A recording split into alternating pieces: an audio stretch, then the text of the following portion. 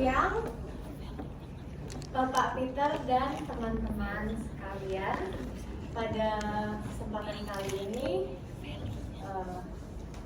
kelompok kami ingin mempresentasikan sakramen tobat. Pertama-tama kami ingin memperkenalkan diri. Nama saya Felicia. Nama saya Adel. Nama saya Jose. Nama saya Tristan. Aku Cindy. Nama saya Jarod. Dan pada kesempatan kali ini, perkenalan kita untuk mempresentasikan tentang sakramen tobat. Apa itu sakramen tobat? Sakramen tobat juga disebut sakramen rekonsiliasi atau pengampunan dosa adalah salah satu dari dua sakramen penyembuhan. Sakramen ini diberikan kepada orang yang sudah dibaptis tetapi jatuh dalam dosa, agar bisa berdamai kembali dengan Allah, gereja, dan sesama.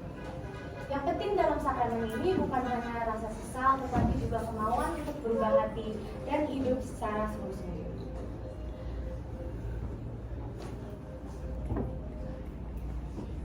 Mengapa sakramen tobat penting? Setelah dibaptis, kita tetap bisa jatuh dalam dosa. Sakramen tobat adalah cara untuk kembali kepada Tuhan yang Maha Esa, mengaku dosa kita kepada imam yang mewakili Yesus, dan menerima pengampunan serta penyembuhan. Kapan bisa mengaku dosa?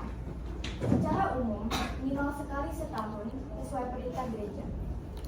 Secara khusus, selama masa prapaskah dan masa akhir. Di luar masa itu, bisa minta jadwal pribadi lewat sekretariat paroki.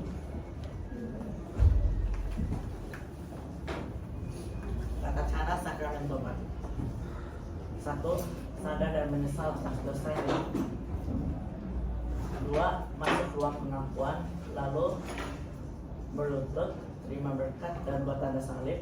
Katakan kapan terakhir mengaku dosa, atau sebut ini pertama kalinya.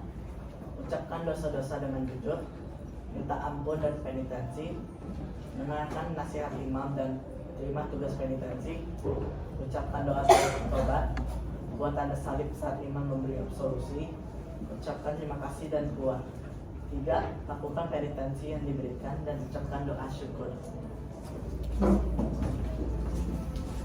Pengampunan dosa secara pribadi. Kita harus menyadari dan mengakui dosa, menyesali dosa, berniat untuk tidak berbuat dosa lagi, mohon ampun, dan mau menghidupi cara hidup yang baru. Materia dan forma. Materia dalam sakramen tobat merupakan keinginan untuk memperbaiki kesalahan dan bertobat kepada Tuhan atas dosa yang telah dilakukan. Forma dalam sakramen tobat merupakan tindakan pengampunan dosa yang dilakukan oleh imam atas nama Tuhan.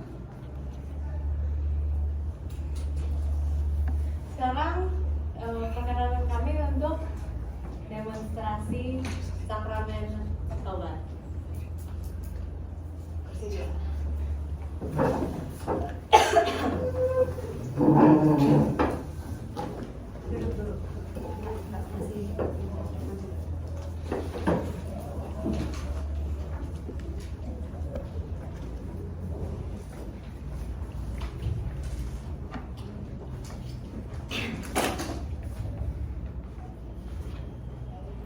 Izinkan kami demonstrasi dengan cerita pendek ini.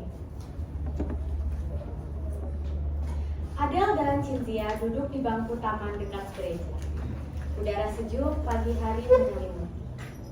Pagi itu suasana tenang, tetapi dalam hati Adel rasa takut, malu, dan ragu masih bersaing dengan keinginannya untuk dimaafkan. Cindy, aku gugup banget. Bagaimana kalau aku nggak tahu harus ngomong apa? Gak apa-apa, Del. Yang penting kamu jujur. Romo akan membimbing. Tuhan tahu isi hatimu, bahkan sebelum kamu buka mulut.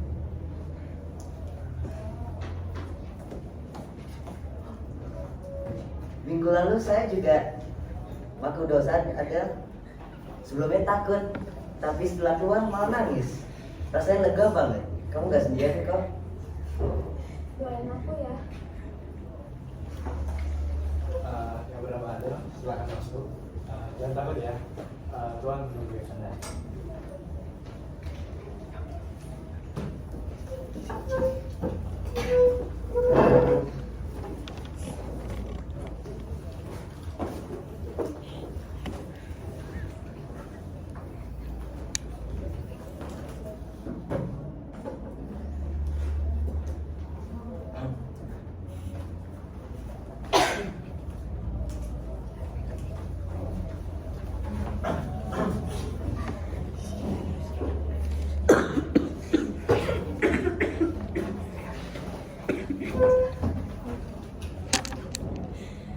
Dalam ruang kecil yang tenang, Adel membawa semua beban yang ia pegang. Ia tidak sedang berbicara kepada seorang imam biasa. Ia sedang bertemu dengannya. Kasih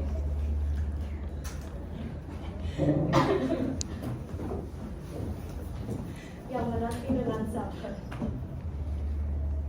Tuhan bersertamu. Semoga Roh Kudus menerangimu agar kamu bisa mengaku dengan hati yang jujur. Dan nama Bapa dan Putra dan Roh Kudus. Amin.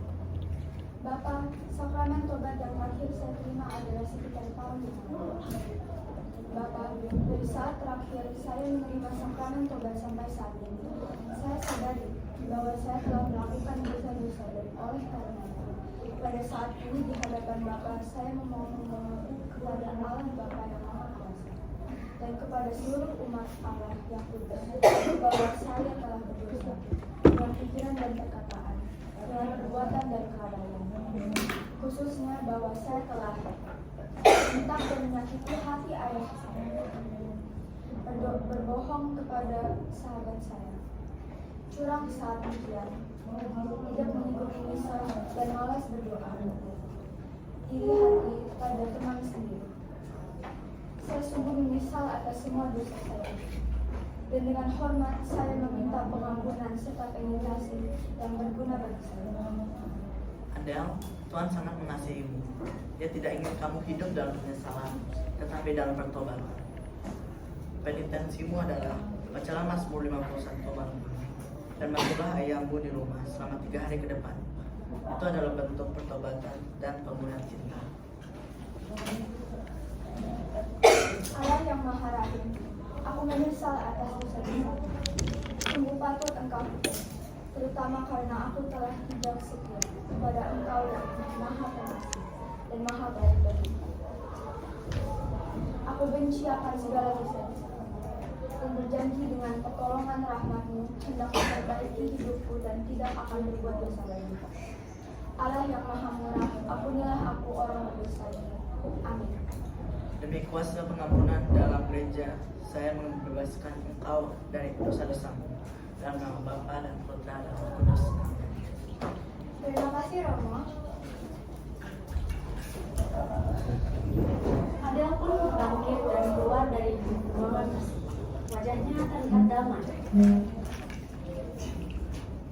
Saat keluar dari ruangan itu, Adel bukan lagi orang yang sakit. Ia masih membawa masalahnya, tetapi hatinya kini penuh harap.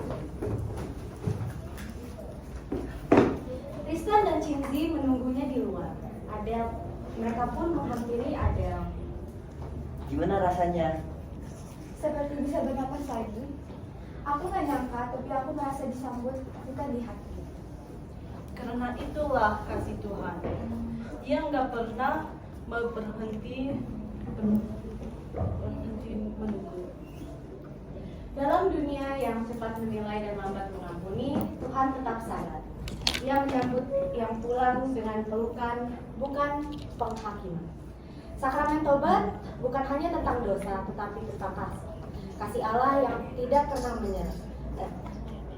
Bahkan ketika kita menyerah pada diri sendiri. Terima kasih banyak.